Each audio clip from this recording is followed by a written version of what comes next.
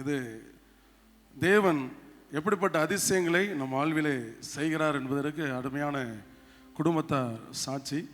சிறியவனை குப்பையிலிருந்து எடுத்து உயர்த்துகிற தேவன் எப்படிப்பட்ட மேன்மையான காரியங்களை அவருடைய வாழ்விலே செய்திருக்கிறார் என்று நாம் கேட்போம். கர்த்தருடைய பரிசுத்த நாமத்துக்கு ஸ்தோத்திரம். என்னையும் இந்த இடத்துல ஒரு சிறு சாட்சியாய் நிப்பாட்டின என் தேவாதி தேவனை நான் மிகவும் ஸ்தோத்தரிக்கிறேன். என் பெயர் ஜென்சி. நான் திருமணமான அடுத்த வருஷத்துலேருந்து நம்ம சர்ச்சுக்கு தான் வந்துட்டுருக்கேன். கிட்டத்தட்ட ஒரு 13 வருஷம் இதோட கம்ப்ளீட் ஆகுது. அதுக்கப்புறம் நாங்கள் சில வருஷங்களுக்கு முன்பதாக கொஞ்சம் கடனில் மாட்டிக்கிட்டோம். ஆனாலும் கர்த்தருடைய வார்த்தையை மாத்திரம் அறிக்கையிட்டுக்கிட்டு எல்லா கடன்களையும் கர்த்தர் அடைக்க கிருபை செஞ்சாங்க.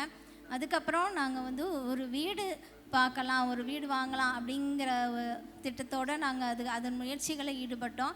அந்த நேரத்தில் நாங்கள் என்னெல்லாம் செஞ்சோம் அப்படின்னா, டெய்லி காலையில் எந்திரிச்சு நான் ஒரு 4 இல்லைனா 5 அப்படி எந்திரிப்பேன். அப்படி எந்திரிச்சு தூக்கு கலக்கமாக இருக்கும். அந்த டைம் என்ன செய்வேன் அப்படின்னா, கர்த்தர் நம்ம சர்ச்சில் உள்ள ப்ராமிஸ் சர்வீஸ் செப்டம்பர் 2023 உள்ள ப்ராமிஸ் சர்வீஸை போட்டு ஹெட்செட் போட்டு நம்ம ஆட்டுக்கு அந்த பாடல்களை பாஸ்டர் ஆராதிக்கும் போது நானும் சேர்ந்து ஆராதிப்பேன். வசனங்களை அது கூடவே சேர்ந்து அறிக்கைட்டுக்கிட்டே இருப்பேன்.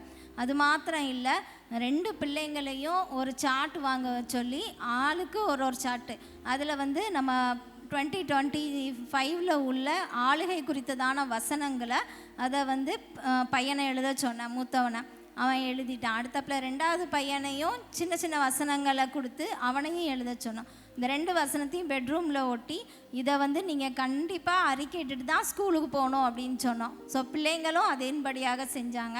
அதுக்கப்புறம் வீடு குறித்ததான காரியங்களை குறித்ததான எல்லா வசனங்களையும் நாங்கள் தனியாக ஒரு நோட்டு போட்டு எழுதினோம்.